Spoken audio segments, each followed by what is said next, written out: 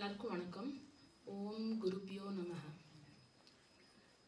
நட்ட கல்லும் தெய்வம் என்று 4 புஷ்பம் சாத்தியே சுற்றி வந்து முனமுனென்று சொல்லும் மந்திரம் ஏதடா.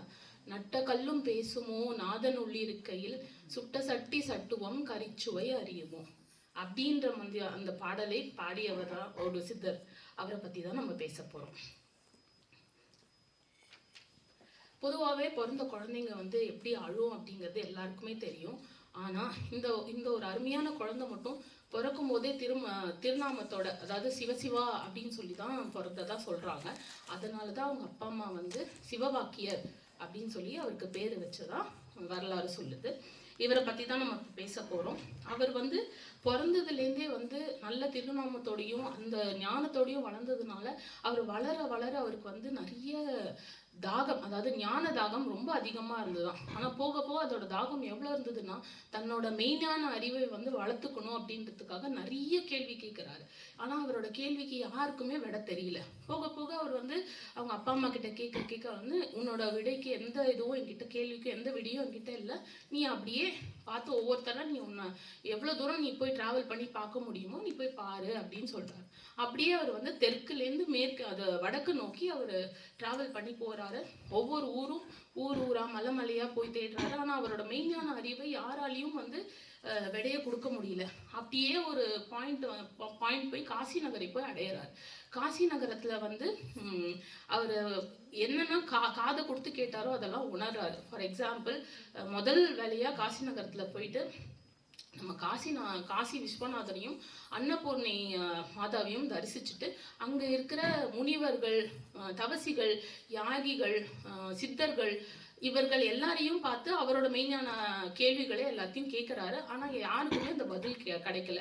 அப்படியே கீழே கங்கையில குளிச்சுட்டு அவர் ஒரு சிலதெல்லாம் அப்சர்வ் பண்ணி பாக்குறாரு. என்ன அப்படின்னா, நம்ம கேள்விப்பட்டிருப்போம், அதாவது ஆரூரில் பிறப்பது முக்தி, அதே மாதிரி அண்ணாமலையை தரிசிப்பது முக்தி, காசியில் இறப்பது முக்தி அப்படின்னு சொன்ன மாதிரி அது எல்லாத்தையுமே உணர ஆரம்பிக்கிறாரு. கொஞ்சம் கொஞ்சமா அவருக்கு அவரோட தேடல் கண்டிப்பா இங்கதான் இருக்கும் அப்படிங்கிறது அவருக்கு புரிய வருது. அதுக்கப்புறம் நம்ம சொல்லுவோம்ல, அந்த காசி நகரத்துல பிணமும் நாராது, காகையும் கத்தாது, அதே மாதிரி கழுகும் வட்டமிடாது, அதே மாதிரி பூ மணக்காது. யூஸ்வலா பூ எல்லாருக்கும் மணக்கும் தெரியும். ஆனா காசி நகரத்துல மட்டும் எந்த ஒரு சென்ஸ், டச், ஃபீல் எதுவுமே இருக்காதான். எல்லாமே நார்மல், எல்லாமே ஈக்குவல். அந்த மாதிரி ஒரு விஷயம் தன்னை காதுல கேட்டதும் அதை பார்க்கறதும் உணர்றதும் ரொம்ப அருமையா அவர் ஃபீல் பண்றாரு. அப்போ நினைக்கிறாரு, கண்டிப்பா தன்னோட உபதேச தீட்சையை வழங்கறதுக்கான குரு இங்கதான் இருப்பாரு அப்படின்னு யோசிச்சுட்டு அங்கே காசி நகரத்திலே கொஞ்ச நாள் இருக்காரு. ஆனா ஸ்ரீமன் நாராயணனே மேலேருந்து கீழே பாக்குறாரு. ஓகே, இதுக்கு மேல இவரை நம்ம காக்க வைக்க கூடாது, கண்டிப்பா நம்ம கீழே போய் அவருக்கு உபதேச தீட்சையை கண்டிப்பா நம்ம வழங்கணும் அப்படின்னு டிசைட் பண்றாரு. ஆனா கண்டிப்பா கடவுளா அவதரிச்சு வரதில்லை இல்லையா? அதனால அவர் கீழே ஒரு சாதாரண செருப்பு தைக்கிற கூலி தொழிலாளியா வராரு. அவரோட பேர் ராமன் அப்படின்னு. ஸோ அவரு சாதாரண ஒரு காப்லரால எப்படி இருக்க முடியும், ஒரு அழுக்கு சட்டை அந்த மாதிரி எல்லாம் இருக்காரு. ஆனா சுவாமியே ராமன்ற பேர்ல அவரோட கண்ணு முன்னாடியே நிக்கணும் அப்படின்றதுக்காக அவர் கண்ணு முன்னாடியே இருக்க மாதிரியே அந்த வேலையெல்லாம் செய்யறாரு. ஒரு பாயிண்ட்ல அவரோட கண்ணுல தெம்படுறாரு. பார்த்த உடனே அவருக்கு இவரை பார்த்த உடனே அப்படி ஒரு ஃபீல், கண்டிப்பா என்னோட கேள்விக்கு எல்லாருமே இவர்கிட்டதான் பதில் இருக்கும் அப்படின்னு சொல்லிட்டு என்ன பண்றாரு. ஆனா உடனே கேட்க வேணாம், ஒரு தயக்கம். என்ன சீடனா ஏத்துக்கிறீங்களா அப்படின்னு கேட்க முடியாது இல்லையா? அதனால அவர் ஒரு தயக்கத்தோட கொஞ்ச நாள் நம்ம தூரமாவே இருந்து பார்ப்போம், என்னதான் சொல்றாருன்னு பார்ப்போம். அவர் பாக்குறாரு, டெய்லியும் அதே மாதிரி செருப்பு தைக்கிறாரு, காசு வரும், காசு வாங்குறாரு. அன்னைக்கெல்லாம் அங்க வந்த காசு கொடுத்து சாப்பாடு வாங்குறாரு. ஆனா அந்த சாப்பாடை சாப்பிட மாட்டேங்கிறாரு. அங்க இருக்க நாய்களுக்கும் பறவைகளுக்கும் கொடுக்கறாரு ஒழிய. அப்படியே நாள் கடந்து போது அவர் சாப்பிட்டே சிவவாக்கியர் பார்த்ததே இல்லை. அவருக்கு ரொம்ப ஆச்சரியமான, இதுக்கு மேல நம்ம நிறுத்தக்கூடாதுன்னு சொல்லிட்டு அவர்கிட்ட ரொம்ப ஹம்பிளா கீழே மண்டிட்டு கேட்கிறாரு, ஐயா நான் எனக்கு ரொம்ப ஆச்சரியமா இருக்கு, நீங்க இவ்வளவு நாள் நீங்க சாப்பிடாம இருக்கீங்க, எப்படி உங்களால உயிர் வாழ முடியுது அப்படின்னு. அப்படி கேட்க உடனே அவர் சிரிச்சுக்கிட்டே, ஒரு ஸ்மர்க் ஃபீலிங் இருக்கும் இல்லையா, அப்படி ஒரு சின்ன சிரிப்பை சிரிச்சுக்கிட்டே, நான் காத்தையே சுவாசத்தையே உணவாக கொள்கிறேன், அதையே என்னோட ஆத்மாவை ஒருநிலைப்படுத்தி என்னோட உயிரை நான் நல்லா பார்த்துக்கிறேன் அப்படின்னு சொன்ன உடனே மறு வார்த்தை கிடையாது. அவரோட காலில் விழுந்து, ஐயா உங்களை தான் நான் வந்து தேடிட்டு இருக்கேன், எனக்கு வந்து நீங்க தான் எனக்கு தீட்சை அளிக்கணும், என்னை வந்து சுவாமிக்கு போற மோட்சத்தோட மார்க்கத்தையும் நீங்க தான் அழிக்கணும்னு சொல்றாரு. சொன்ன உடனே அவர் என்ன சொல்றாரு, இவர் இந்த மாதிரி பேச விட்டதே சுவாமி தானே, அதனால நீ வந்து என் முன்னாடி வந்து உட்காரு, நீ கேட்கறல்ல முதல்ல முன்னாடி வந்து உட்காரு. அவரும் வந்து உட்கார்றாரு. உட்கார்ந்த செகண்ட், அதாவது கண்ணு சிமிட்டுற செகண்ட்லயே அவர் அப்படியே மேல அப்படியே டிராவல் பண்ண மாதிரியும் அண்டம் அகண்டமும் அவருக்கு கண்ணு முன்னாடி தெரியுது. அப்படியே ஒரு பெரிய நட்சத்திரங்கள் எல்லாமே ஒரு செகண்ட்ல தெரிஞ்சு அப்படி கீழே வந்து உட்கார்ற மாதிரி ஒரு ஃபீல். அவருக்கு எப்படி ஃபீல் ஆகுதுன்றது ராமனாகிய ஸ்ரீ நாராயணருக்கே தெரியும். ஆனாலும் அவர் வந்து ஒரு ஒரு ஒரு இந்த ஃபீலை வச்சு அவரால் எப்படி ஒரு வார்த்தையும் பேசாம அப்படியே அமைதியா இருக்காரு. உடனே அதை சிரிச்சுக்கிட்டே அவர் சொல்றாரு, வானம் ஏறி கூரை ஏறி கோழி பிடிக்காதம் வானத்தை ஏறி வைகுண்டம் போவானா அப்படின்னு கேட்கிறாரு. இவருக்கு ஒண்ணுமே புரியல. கேட்குற இடத்துலையும் இல்லை, கேள்வி கேட்குற இடத்துல நம்ம இல்லவே இல்லை. இப்போ நமக்கு தேவை தீட்சை வாங்கணும், அதுக்காக எனக்கு தெரியாது சுவாமி, நீங்களே அதுக்கு பதில் சொல்லுங்க அப்படின்னு சொல்றாரு. வானம் கூரை ஏறி கோழி பிடிக்காதம் வானம் ஏறி வைகுண்டம் போவானான்றது அர்த்தம் என்னன்னா, நம்ம உடம்பாகிய வீடு, தலைதான் கூரை. ஸோ கூரைக்குள்ள இருக்கிற கோழி இருக்கு பார்த்தீங்களா, அதுதான் உயிர், ஆத்மா. ஸோ அந்த உயிருக்குள்ள இருக்கிற ஆண்டவனை நம்ம பார்த்து தேடணும். முதல்ல நமக்குள்ள இருக்கிற ஆண்டவனை தேடினா மட்டும்தான் அதுக்குள்ள இருக்கிற தாத்பரியம் என்ன, எதுக்காக நம்ம ஆண்டவன் நமக்குள்ளேயே இருக்கான்னு நம்ம உணர்ந்தாலே, அது எப்படி உணரணும்? யோகங்கள், யாகங்கள், அதுக்கப்புறமா தவம் புரியறது, இந்த மாதிரி ஒரு நிறைய விஷயம் இருக்கு எட்டுறதுக்கு. அந்த மாதிரி போய் பண்ணும்போது நம்ம ஆண்டவனை தேடி நம்ம அப்படியே வானத்தை ஏறி வைகுண்டம் நம்ம பிடிச்சிட்டு போயிடலாம் அப்படின்றது தான் அதோட அர்த்தம்னு சொல்றாரு. சுவாமி எனக்கு இது வார்த்தையே இல்லை, எனக்கு கேள்வி கூட கேட்க தெரியாத அளவுக்கு ஞானத்தை நீங்க உபதேசிச்சு கண்டிப்பா எனக்கு வழங்கணும், என்ன வந்து ஒரு சீடனா ஏத்துக்கோங்க, நீங்க சொல்றது என்ன இருந்தாலும் நான் பண்றேன். சரி அப்படியே ஆகட்டும் அப்படின்னு சொல்லியாச்சு. அதுக்கப்புறம் நாள் போயிட்டே இருக்கு. அவர் என்ன சொல்றதெல்லாம் பண்றாரு. கொஞ்ச நாள் போன உடனே இப்ப வந்து சீடன்னாலே சோதிச்சு பார்க்கணுமே குருவுக்கு, அதனால இப்ப நான் சோதிச்சு பாக்குறேன் அப்படின்னு நினைச்சிட்டு என்ன சொல்றாரு, சிவா இங்க வா, சிவவாக்கியம் இங்க வா, என்கிட்ட நான் இத்தனை நாள் நான் செருப்பு தைச்ச கூலி இருக்கு பத்தியா, இதை நான் உங்ககிட்ட தரேன். இந்த பக்கத்துல இருந்து கையில இருந்து பேய் சொரக்காய் வந்துட்டு பேத்து கேட்கும் போதே அவ்வளவு இதுவா இருக்குல்ல, இதுக்கு இந்த பேய் சொரக்காயை இதை எடுத்துக்கோ, நீ வந்து இந்த காசை எடுத்துட்டு போய் என்னோட தங்கையான கங்கா தேவி இருக்கா இல்லையா, அவகிட்ட போய் நீ ஒரு பிரார்த்தனை பண்ணி நான் இதை கொடுத்துருக்காரு அப்படின்னு சொல்லி இந்த காசை நீ கொடுத்துட்டு வா, எந்த கேள்வியும் நீ கேட்க வேண்டாம். அதே மாதிரி இந்த பேய் சொரக்காயை கசப்பு போகாம நீ போய் இந்த கங்கை நதியில அலம்பி எடுத்துட்டு வா அப்படின்னு சொல்றாரு. அவர் ஒரு வார்த்தை கேட்கல. ஜென்ரலாவே கேள்வி இருக்கும்ல, பேச்சொரக்காய்ன்றதே அவ்வளவு கேள்வி வருது. நமக்கு வெண்டைக்காய் கொடுத்தாலே நமக்கு என்ன பண்ணணும்னு தெரியாது.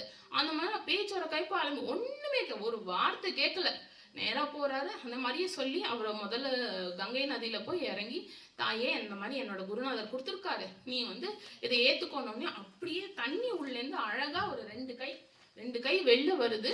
வெளில வந்து அந்த அழகா அப்படி ஒரு ஜொலிப்பு, அப்படியே வெளியில வந்த உடனே அவர் ஒண்ணுமே சொல்லல. ஒரு பதட்டம், ஒரு ஷாக்கிங், ஒரு ஃபீலிங் ஒண்ணுமே கிடையாது அவருக்கு. ஒரு ஃபீலிங்கும் இல்லாம அந்த காசு அவர் கையில கொடுத்துட்டு அது தானாவே உள்ள தண்ணியோட உள்ள மறைஞ்சிடும். மறைஞ்ச உடனே பேய் சொரக்காயை அவர் பாட்டுக்கு அலம்பி ஒரு வார்த்தை சொல்லாம எடுத்துட்டு வந்து கொடுத்துடுறாரு. சுவாமி நம்ம ராமனும் ஏத்துக்கிறாரு. ஏத்துட்டது குருநாதரும் ஏத்துக்கிறாரு. ஏத்துட்ட உடனே அடுத்த செகண்ட் வந்து அடுத்த நாளே, நேத்தி நான் உனக்கு காசு கொடுத்தேன்ல, இப்ப எனக்கு அந்த காசு வேணும், அந்த காசை திருப்பி போய் வாங்கிட்டு வா அப்படின்னு சொல்றாரு. சரி அப்படியே ஆகட்டும் சுவாமி, நான் போய் வாங்கிட்டு வரேன் அப்படின்னு சொல்லிட்டு போறாரு. நேரா போயிட்டு அப்படி கொஞ்சம் தூரம் போன உடனே, இரு நான் என்கிட்டயே நான் வந்து செருப்பு தைக்கிறதுக்காக ஒரு வாளியில தண்ணி எடுத்து வச்சிருக்கேன், இதுவும் கங்கை தண்ணி தான், இந்த தண்ணியிலே நீ எடுத்து கேளு அப்படிங்கிறாரு. அப்படியே ஆகட்டும் சுவாமி அப்படின்னு சொல்லிட்டு அந்த வாளியில அதே மாதிரி கைய கூப்பி கேட்கிறாரு. உடனே அந்த தண்ணியில இருந்தும் அதே மாதிரி கையில இருந்து வருது. வந்த உடனே அந்த காசை எடுத்து திருப்பி கொடுத்துறாரு. கொடுத்த உடனே குருநாதர் கேட்கிறார், உனக்கு ஏதாவது கேள்வி இருக்கா அப்படின்னு கேட்கிறாரு. அவர் வந்து கேள்வின்னு ஒண்ணு அப்பாற்பட்டு நான் ஒரு விஷயத்த பார்த்துட்டேன், அதனால நான் வந்து எனக்கு எந்த கேள்வியும் கிடையாது அப்படின்னு சொல்றாரு. எனக்கு எல்லாத்தோட விடையும் எனக்கு இப்பயே கிடைச்சிருச்சு, எனக்கு எதுவும் கிடையாதுன்னு உடனே அவர் என்ன சொன்ன, எந்த ஒரு சீடனுக்கு எந்த கேள்வியும் கிடையாதோ அவனே சிறந்த சீடன். இல்லையா? கேள்வி இருக்கிற வரைக்கும் தானே நமக்கு ஒரு சில டவுட்டு, இப்படி இருக்கு அப்படி இருக்கு என்ன பண்ணலாம். நான் அது தெளிவடைஞ்சிட்டேன் அப்படின்னா நான் எனக்கு இனிமே அந்த ஃபியரோ எந்த ஃபீலிங்கோ எனக்கு கிடையாது இல்லையா? அதனால எனக்கு எதுவும் கிடையாதுன்னு சொன்ன உடனே அவர் சந்தோஷப்பட்டு, ஓகே நீ எல்லாமே இப்போ சிறந்தவன் ஆயிட்ட, இந்தா இது இது என்னோட சித்தர்களின் மணிமந்திர ஔஷத தீட்சைகள், இதை நான் உனக்கு தரேன், அதாவது கத்து கொடுக்குறேன், நீ வந்து கத்துக்கோ அப்படின்னு சொன்னோன்னா அவர் உடனே அவ்வளோ ஒரு வைராகியம், அது கண்டிப்பா கத்துக்கிட்டாகணும்னு சொல்லிட்டு அது ஃபுல்லா ரொம்ப டிட்டர்மினேஷன் பவரோட நல்லா கத்துக்கிறாரு. உடனே முடிச்ச உடனே சொல்றாரு குருநாதர் கிட்ட, நீ எல்லாமே கத்துக்கிட்ட, இனிமே குருநாதர் சொல்றாரு இனிமே எல்லாமே கத்துக்கிட்டேன், இனிமே உன்கிட்ட கத்துக்கிறதுக்கு ஒண்ணுமே கிடையாது, கடைசியா இருக்கிறது இல்லற தர்மம். இப்ப நீ கண்டிப்பா இல்ல, நான் படிச்ச வருஷன்ல அதுக்கேத்த மாதிரி சொல்றேன், இப்ப இருக்கிறது இல்லற தர்மம். இந்த இல்லற தர்மத்தை நீ வாழணும், அதை வாழ்ந்து அதோட கர்ம வினைகளை அதை தீர்த்துட்டு தான் நீ வந்தா இதுக்கேத்த மாதிரி நீ சுவாமியை பார்த்து மோட்சம் அடையலாம் அப்படின்னு சொல்லி அவருக்கு வழியான். அப்போ அவர் சொல்றாரு, இல்லற வாழ்க்கைக்கு சுவாமி நான் எப்படி எனக்கு எனக்கு எனக்கு தேவை கரெக்டான துணைவியை நான் எப்படி கண்டுபிடிப்பேன் அப்படின்னு கேட்டவுடனே, நீ அதை பத்தி கவலைப்படாத, இந்த ஒரு அழாக்கு அதுல இருக்கிற ஒரு கைப்பிடி மண்ணை எடுத்து அதுல அழக்குல போட்டு, இந்த ஒரு படி மண்ணும் அதுக்கப்புறம் இந்த பேய் சொரக்காயும் உனக்கு ரெண்டும் சேர்த்து யார் உனக்கு சமைச்சு தராளோ அவதான் உனக்கு சிறந்த மனைவின்னு சொல்லி அனுப்பிடுறாரு. அவரும் வடக்குல இருந்து அப்படியே இவென்ச்சுவலி தெற்கு பார்த்து அவரும் டிராவல் பண்ணி ஒவ்வொருத்தரா பார்த்துட்டு அவரால் கேட்க முடியாது. ஆனா அவர் கேட்கறது என்னன்றது அவர் பார்க்குற பெண்மணிகளுக்கு புரியுது. ஜென்ரலாவே சித்தர்களுக்கான தேஜஸ் இருக்கும் தெரியுமா? அந்த தேஜஸா பார்த்தாலே அந்த கவர்ச்சிக்காகவே எல்லாருமே சுவாமி அந்த தேஜஸ்க்காகவே நமக்கு எல்லாமே நமக்கும் இதுவா இருக்கும் கிடைக்கும் அப்படிங்காக எல்லாருமே கேட்கறாங்க. அவரும் இதுதான் என்னோட இது ஆஸ் கண்டிஷன், இது நான் நீ கொடுத்து யார் எனக்கு சமைச்சு கொடுக்குறீங்களோ அவங்கள நான் துணைவா ஏத்துக்கிறேன் அப்படின்னு சொல்றான். உடனே ஒருத்தருக்காக ஒண்ணுமே எப்படி மணலை வச்சு பேய் சொரைக்காய் வச்சு நான் என்ன சமைச்சு தர முடியும், எல்லாருமே தயங்கி நிக்கிறாங்க. அப்படியே அவர் டிராவல் பண்ணி வராரு. வரும்போது ஒரு குரக்குல பெண்மணியை பாக்குறாரு. அவங்க ஒரு சின்ன பெண்மணி, அவங்க அழகிய பெண்மணியான அவர் போய் கேட்கிறாரு. அந்த பெண்மணி அந்த இடத்துல மூங்கில் கூடையை தைச்சிட்டு உட்காந்துருக்காங்க. அவர் இந்த மாதிரி சொன்ன உடனே, பண்ணி தரேனே சுவாமி, கண்டிப்பா நான் தரேன்னா அதை வாங்கி அவர் வீட்டுக்குள்ளேயே வச்சு ஒலையில அந்த மணலை ஊத்தினோடனே டக்குன்னு கபன்னு அரிசி சாதமா மாறி இப்படி பொங்கி வழிஞ்சோடனே அவர் அங்கேருந்து காட்சி பார்த்துட்டு தான் இருக்காரு. அப்படியே பேய் சொரக்காயை எடுத்து வடை நறுக்கி என்ன பண்றான், அந்த சாம்பார் அப்படியே கூட்டா மாறி அப்படியே ஒரு மனம் அந்த அந்த இடத்துக்கெல்லாம் அப்படியே பரவுது.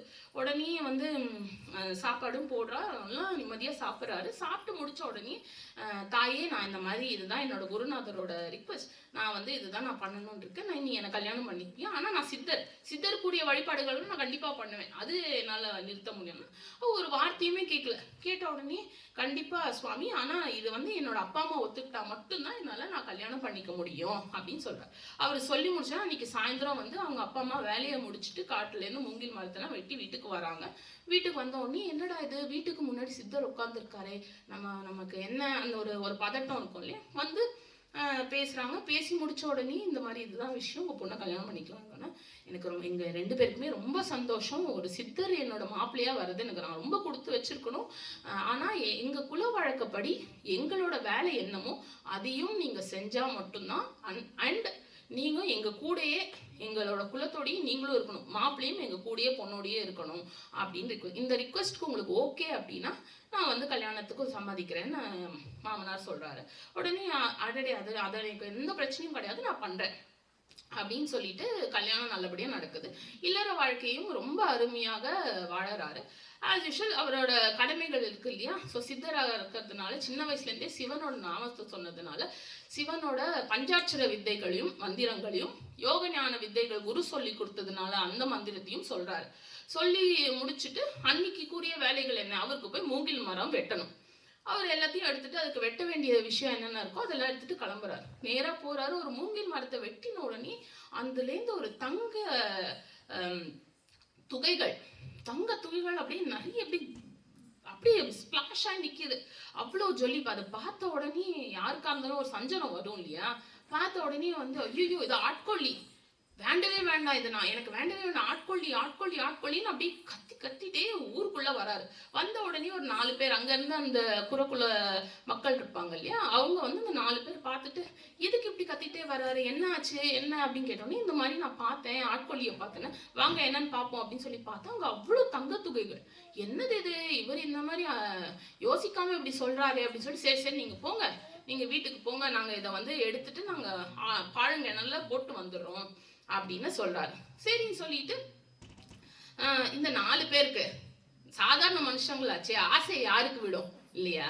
இந்த ஆசையினாலேயே என்ன பண்றாங்க, அந்த தங்க துகள்கள் எல்லாத்தையுமே ஒரு மூட்டை கட்டி 4 பேரும் பேசிக்கிறாங்க. ஊர் அடங்கட்டும், ஊர் அடங்கின உடனே இந்த தங்க துகைகள்லாம் நான் எடுத்துட்டு நான் வந்து 4 பேரை 4ஆ பிரிச்சுக்கலாம் அப்படின்னு சொல்றாங்க. ஆசை இல்லையா யாருக்கு, கலியுகமாச்சே. அதனால சரி அப்படின்னா, அதனால இதுல உடனே என்ன சொன்னா, 2 பேர் நாங்க போய் சாப்பாடு வாங்கிட்டு வரோம், நேரமாச்சு, நீங்க 2 பேர் அதுக்குள்ள இங்க காவல் காத்துட்டு இருங்க அப்படின்னு சொல்றாங்க. இதுல என்ன ஆயிடும் அப்படின்னா, 2 பேர் சாப்பாடு போறவங்களே அவங்களுக்கு மைண்டு மாறுறது என்னன்னா, இதுல விஷத்தை கலந்துருவோம், இந்த விஷத்தை கலந்து இந்த சாப்பாடு அவங்க கொடுத்தா அந்த 2 பேரும் இறந்து போயிடுவாங்க. ஸோ 4ஆ பிரிக்கிறதுக்கு 2ஆ பிரிச்சுட்டு போயிடலாமே எக்ஸ்கியூஸ் மீ அப்படின்னு சொல்றாங்க. உடனே வந்துட்டு இங்க இருக்கிற 2 பேர் என்ன சொல்லுவாங்க, சாப்பாடு வாங்கிட்டு வரட்டும், நம்ம சாப்பிட்டுட்டு தண்ணி தாகமா இருக்குன்னு சொல்லி கிணத்துக்கிட்ட காமிச்சு தள்ளி விட்டுருவோம் அவங்கள, அவங்க 2 பேரும் இறந்து போயிடுவாங்க, நம்ம 2 பேருமே. இப்படியே 2 பேரும் பேரா யோசிக்க நேரா வருவாங்க, விஷத்தை சாப்பிட்டு இவங்க 2 பேருமே இறந்து போறதுக்கு முன்னாடி அவங்கள தள்ளி விட்டு அந்த சாப்பிட்ட விஷயத்துல இவங்களும் செத்து போயிடுவாங்க. ஸோ கடைசியில் 4 பேரும் செத்து போயிட்டு தங்கம் மட்டும் அங்கேயே இருக்கும். உடனே என்ன பண்ணுவாரு, அடுத்த நாள் காலையில மனைவியோட வராரு சிவபாக்கியர். மனைவியோட வரும்போது என்ன சொன்னா, நான் சொன்னேன் பாத்தியா, இங்க 2 பேர் இருந்து, நான் தான் ஆட்கொள்ளின்னு சொன்னேன், யார் என் பேச்ச கேட்டா, முதல்ல இது கட்டினதை எடுத்து பாழங்கடன்ல போடணும் வா அப்படின்னு சொல்லிட்டு மனைவியோட ஹெல்ப்போட கொண்டு போய் போட்டுறாரு. இப்போ ஒரு வர வழியில ஒரு சஞ்சலம், எனக்கு பணத்தோட ஆசை இல்லை, ஆனா என் மனைவிக்கு ஆசை இல்லைன்னு என்னால சொல்ல முடியாதுல்ல, சரி நான் ஏன் அதுக்கு எடுக்கணும். நேரா வீட்டுக்கு வந்தோடனே ஒரு பெரிய வால் இருக்கு, அந்த செவர்ல போய் அவர் சிறுநீர் கழிக்கிறாரு. கழிச்ச உடனே அந்த வால் ஃபுல்லா அப்படியே தங்கமா மாறுது. மாறின உடனே வைஃப் கிட்ட சொல்றாரு, உனக்கு என்ன இதுல எவ்வளவு வேணுமோ நீ இதை எடுத்துக்கோ அப்படின்ன உடனே அவங்க என்ன சொல்றாங்க, இல்ல இல்ல சுவாமியோட வழியே என்னோட வழி, எனக்கு வந்து நான் இது எனக்கு அந்த மாதிரி எந்த ஆசையும் கிடையாது, நான் வந்து நீங்க உங்களோட வழி என்னமோ அதுதான் எனக்கு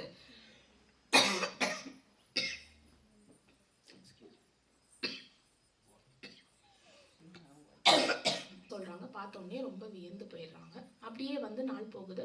இது இல்லற வாழ்க்கையோட ஒரு இது. அடுத்தது வந்து சித்தராச்சு. இதை வந்து கேள்விப்பட்ட அடுத்த சித்தர்கள்லாம் இருக்கார்ல, அதாவது கொங்கணவர் சித்தர் வந்து இவரை பத்தி ரொம்ப கேள்விப்பட்டிருக்கோம், ஆனா இவரை சோதிச்சு பார்க்கணும்ல, அதனால என்ன பண்றாரு, நேரா பார்க்க வராரு. பார்க்க வரும்போது என்ன சொல்றாரு, இங்க பாருங்க, நான் வந்து என்னோட கடுமையான தவம் இருந்து நான் வந்து என்னோட ரசவாத வித்தையை நான் கத்துக்கிட்டு இந்த குளிகையை நான் எடுத்துட்டு வந்திருக்கேன், இந்த குளிகை வந்துட்டு காணி பொன் பெருகும் பாருங்க அப்படின்னு சொல்றாரு. உடனே அவருக்கு ஒரு கோபம் சொல்ல முடியாது, அவரோட அழுக்கு இருக்கு இல்லையா உடம்புல, இந்த அழுக்கு இந்த பக்கமும் அந்த அழுக்கு இப்படி எடுத்து கொடுத்து இது கோடி பொன் பெருகும் வேணா சோதிச்சு பாருங்கன்னு சொல்றாரு.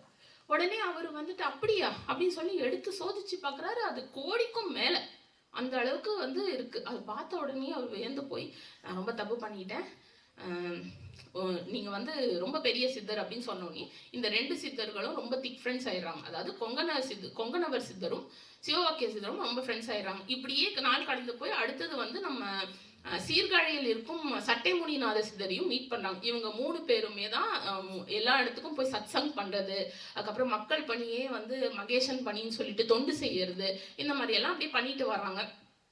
அப்படியே கொஞ்சம் டிராவல் பண்ணி நம்ம சதுரகிரி மலை, கொல்லிமலை, அதுக்கப்புறம் கைலை மலை, இந்த மாதிரி மலைக்கெல்லாம் போய் 17 சித்தர்களையும் மீட் பண்றாங்க. 18 சித்தர்களையும் மீட் பண்றாங்க. அந்த சித்தர்களை மீட் பண்ணி யோக யாக மந்திரங்கள் எல்லாம் பண்றாங்க, நல்ல பயிற்சி எடுக்கிறாங்க. அதுக்கப்புறமா எல்லாரையும் பார்த்து அப்படியே கொஞ்சம் நாள் போகுது. நாள்ன்றது நான் நாள் கிடையாது, பல ஆயிரம் வருஷம். சித்தர்கள்னாலே அவ்வளோ, சிவவாக்கியர் மட்டுமே 4000 வருஷத்துக்கு மேல வாழ்ந்திருக்காருன்னு சொல்றாங்க. அகைன் இட்ஸ் அ சேயிங் இல்லையா, அதுக்கும் மேலேயும் இருக்கலாம். பட் இந்த மாதிரி எல்லா மலையும் டிராவல் பண்ணி வந்ததுக்கு அப்புறம் ஒரு பாயிண்ட்ல கொங்கணவருக்கு வந்து ஒரு மனசு சஞ்சலம், கலியுகம் ரொம்ப முத்தி போச்சு, மக்களுக்கு ஆசை, ரொம்ப ஆசை. அதாவது சித்தர்கள்லாம் வந்து எதுக்கு நம்ம போய் சித்தர்கிட்ட நம்ம போய் நிற்போம், ஐயா எனக்கு இந்த கவலை இருக்கு, இது போக்குங்க, இந்த மாதிரி தான் போய் நிப்பமே தவிர, ஐயா எனக்கு ரசவாத மந்திரத்தை சொல்லிக் கொடுங்க, நான் வந்து தங்கத்தை நான் இன்னும் எப்படி டபுள் ஆக்கி நான் ஒரு பெரிய மர்ச்சண்டா எப்படி ஆகணும் அப்படிங்கிறது ஒரு ஒரு ஆசை யாருக்கு விட்டது இல்லையா?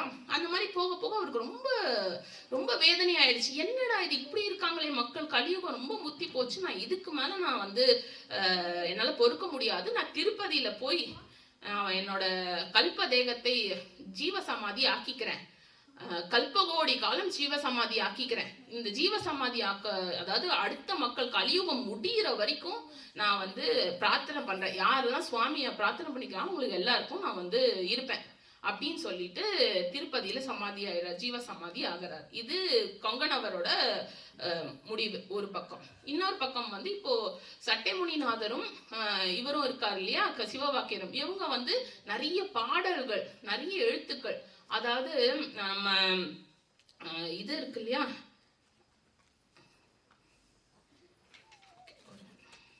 நம்ம அறியாமையை நீக்கிறதுக்காக நிறைய பாடல்கள் பாடுறாரு. கலியுகத்துல எந்த மாதிரி எல்லாம் லைஃப் ஸ்டைல் இருந்தா மோட்சம் பெறலாம், அப்படின்னு எப்படி நிம்மதியா இருக்கலாம் அப்படின்றதுக்காக நிறைய பாடல்கள் எழுதுறாங்க. பலாயிரம் பாடல் எழுதியிருக்காங்க. இந்த புஸ்தகத்துல எனக்கு கிடைச்சிருக்கிறது 550 பாடல்கள் மட்டும்தான் நமக்கு கிடைச்சிருக்கு. ஒன்னொன்னுத்துக்கும் அவ்வளோ ஒரு ஸ்ட்ரைட் பாயிண்ட், அதாவது ரொம்ப புரட்சிகரமான சிவவாக்கியர் ரொம்ப புரட்சிகரமானவன்னு சொல்லுவாங்க. அது ரொம்ப ஸ்ட்ரெயிட் ஃபார்வர்டாக சொல்லியிருக்காங்க. ஒவ்வொரு வாட்டியும் படித்த பாடலையே பாடும்போது ஒவ்வொரு விதமான அர்த்தமும் புரியும். இன்னைக்கு எனக்கு புரிஞ்ச அர்த்தமே நாளைக்கு பண்ணனா அது வேற மாதிரி அர்த்தமும் புரியும். அதாவது ஒவ்வொரு வாட்டியும் எனக்கு அர்த்தம் மாற மாற என்னோட மெச்சூரிட்டியும் மாறுன்றது தான் அர்த்தம். ஓகேவா? இந்த மாதிரி பாடுறாரு. அது எப்படியே கீழே வரும் ஒரு பாயிண்ட்ல ஓகே நம்ம பாடல்கள்லாம் எழுதியாச்சு, சொல்லியாச்சு, பண்ணியாச்சு, இப்போ எனக்கு மோட்சம் அடைகிற டைம். இப்போ என்ன பண்றாரு, சட்டைமுனிநாதர் சீர்காழிலையும் அதுக்கப்புறம் நம்ம சிவவாக்கியர் வந்துட்டு கும்பகோணத்திலையும் அழகா ரொம்ப கடுமையான பெனன்ஸ், கடுமையான தவம் இருந்து தன்னோட கல்ப தேகத்தையும் பஞ்சபூதத்தையும் பிரிச்சுக்கிறாங்க. பஞ்சபூதம்ன்றது வானம், பூமி, நீர், நெருப்பு, காற்று, இது எல்லாத்தையும் தனியா பிரிச்சு தன்னோட உடம்பை உருக்கி அவங்க வந்து அப்படியே காத்தோட காத்தா அப்படியே பறந்து போயிடுறாங்க. பறந்து போற வரைக்கும் ஒரு பக்கம். அடுத்தது சுவாமியை பார்க்கணும் இல்லையா, பூலோகத்துல இருந்து அடுத்தது ஹெவனுக்கு போய் பார்க்கணும். பார்க்கும்போது அங்கே ஸ்ரீமன் நாராயணன் நிறுத்துறாரு. நிறுத்திட்டு இருங்க இருங்க இருங்க இருங்க, எங்க வரீங்க, இன்னும் நிறைய செய்ய வேண்டிய தொண்டெல்லாம் நிறைய இருக்கு, பக்தியை பத்தி இன்னும் பேச வேண்டியது நிறைய இருக்கு, மக்களுக்கு இன்னும் உணர்வு கொடுக்க வேண்டியது இன்னும் நிறைய இருக்கு, நீங்க கொடுக்கணும், அதனால நீங்க திருப்பி பூலோகத்துக்கு போய் தான் ஆகணும்னு சொன்ன உடனே ஒரு வார்த்தை மறுப்பு கிடையாது, கண்டிப்பா நாங்க போறோம் அப்படின்னு. அடுத்த ஜென்மத்துல, அதாவது அடுத்த பிறவியில சட்டைமுனிநாதர் வந்துட்டு ஸ்ரீ ராமானுஜராகவும் நம்ம சிவவாக்கியர் வந்து அடுத்த ஜென்மத்துல திருமிஷை ஆழ்வாராகவும் பிறக்கிறாரு. இதுதான் இதோட முடிவு, வாக்கியரோட முடிவு. நான் வந்து பாட்டு அவர் வந்து 550 பாடல் கண்டிப்பா என்னால பாட முடியாது, ஒரு சில பாடம் மட்டும் பாடி நான் முடிச்சுக்கிறேன்.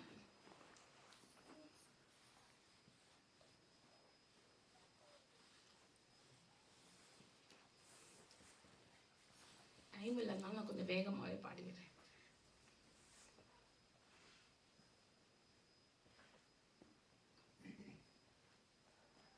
நமச்சிவாய நமः.